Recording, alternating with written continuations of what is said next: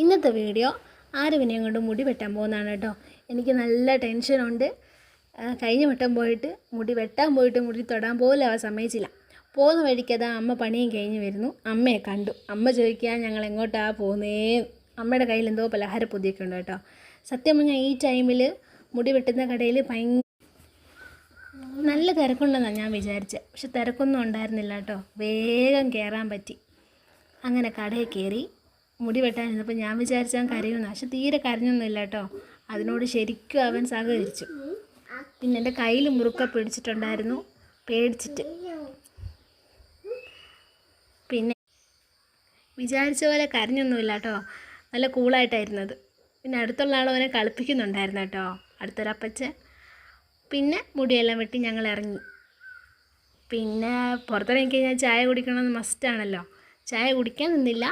ചായക്കടയിൽ നിന്ന് കടിയും വാങ്ങി ഞങ്ങൾ വീട്ടിലേക്ക് പോന്നു.